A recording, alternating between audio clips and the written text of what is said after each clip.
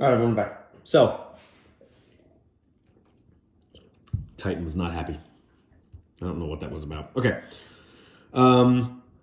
Write the given equation in slope-intercept form. This is standard form. So I'm going to solve for y. So we're going to do minus 3x on both sides first. Always the first step. We're going to just get rid of the x value first, right? Then I'm going to have 2y equals negative 3x plus 10. Going to divide all three terms by the coefficient of y, or the number in front of y. Y equals negative 3 over 2x plus 5. All right, pretty simple. It's going to be choice A. Number 16.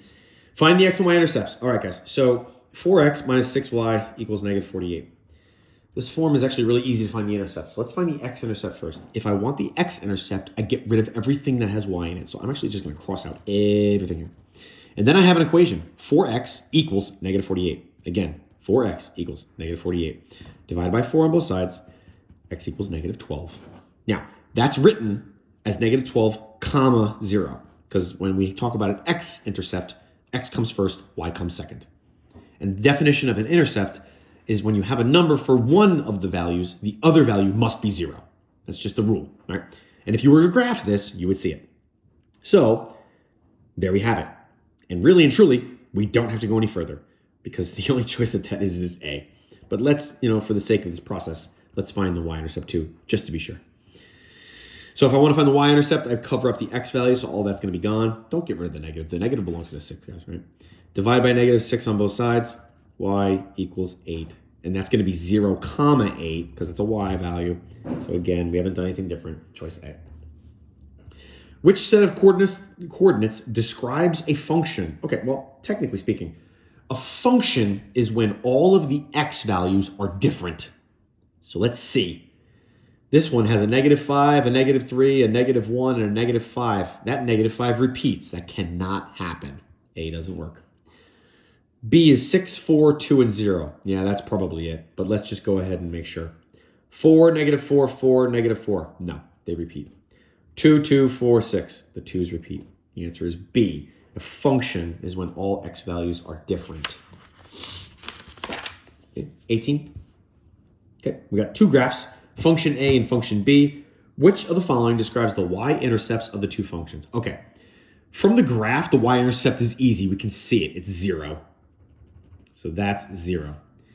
Function A, the y-intercept is the y value when x is 0. So when x is 0, y is 1. So the y-intercept of function A is 1. So let's see which choice helps us here. A says the y-intercept of function A is equal. No, they're not equal. Y-intercept of function A is 1 less. Well, the function A is 1 more, so no. The y-intercept of function A is 1 unit greater than the y-intercept of function B. Yes, it is 1 unit greater. And then it says it's 2 units greater. That's stupid. It's 1. Okay.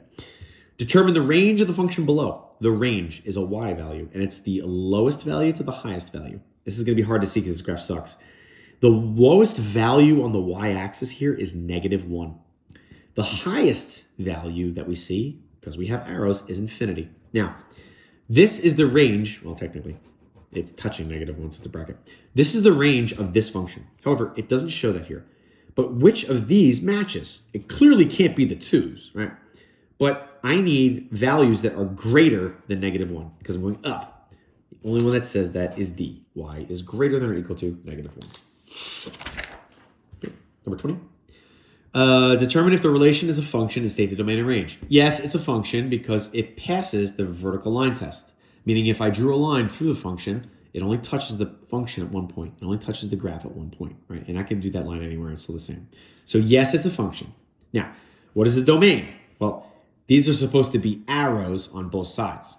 And because they're arrows on both sides, that means the domain is all real numbers or negative infinity to positive infinity, right? So the domain is all reals. The range, however, is the lowest value to the highest value, and it looks like the lowest value is 2. So that would be a bracket on 2, and it goes up forever, so infinity. But again, which one of these says that? X isn't the answer because X doesn't go with range. Y does. All real numbers, clearly not. This is the only one that works. Y is greater than or equal to 2. Range is Y. Domain is X. Okay? This is a mess. All right. So we got this weird graph here, and we got to say if it's increasing, decreasing, or neither increasing nor decreasing, or just flat, right? Because flat would be that. All right. From -7 to -3. This is x-axis now. From -7 to -3, what's happening? We're increasing. -3 to -1. Okay, so definitely increasing, right? -1 to 1. That's decreasing, right? 1 to 3. 1 to 3 is increasing. 3 to 5. That's clearly decreasing. And then 5 to 7. This is flat. This is neither. It's not doing either, right? Okay, not too bad. 22. Am I missing it? Oh, maybe not. Okay. 22. Indicate what the intervals of it are positive. All right. Well, there's a key back here, but we don't really need that. No. Okay. This function is positive, meaning above the x-axis from -2 to whatever that is, like 2.5. What does it actually say? Yeah, 2.5. Okay. So it's positive, meaning above the x-axis from -2 to 2.5. So parentheses -2 to 2.5 parentheses. Positive and negative, that characteristic will always be parentheses. Yeah. Next one. Where is it positive? Well, it's positive from -3 to -1. That's it, right? It's not positive anywhere else. So it's positive from -3 to -1. Okay, remember, we need a beginning and an end. Okay? Watch out, cat. Cat's literally right here. You see her face. Okay. All right. Positive 1 to 3. It's above the x-axis along this interval, right? So 1, 3. Easy. 23. Use the intercepts to graph. Well, there's no graph here, but we can find the intercepts. Okay. If I want the x-intercept, I'm going to cover up this y. I'm actually going to do that. 6x equals 36. Divide by 6 on both sides. X equals 6. Now let's go back. It's going to be a -4y equals 36 when I cancel out the x value. So divide by -4 here, and y will equal -9. So my intercepts are x is 6 and y equals -9. And then if I want to put it in intercept form, remember 6 comma 0, right? Because the x value comes first.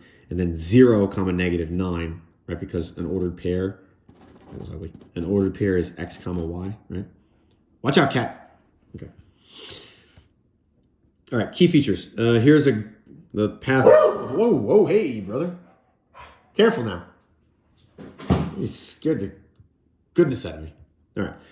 We got a fire hose water path. I don't know what that's about. Is there another sheet here? Oh, there is. Oh, it's this stupid paper. Okay.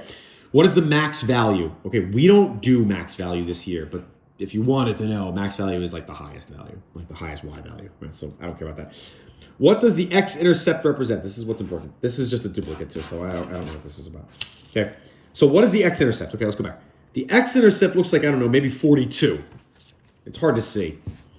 So I would say the x-intercept is 42. And what does it represent? Well, if this is a fire hoses water path, it says right here it's the horizontal distance. So 42 is in feet, and it represents the horizontal distance of the water. That's it. Hopefully that helped. See ya.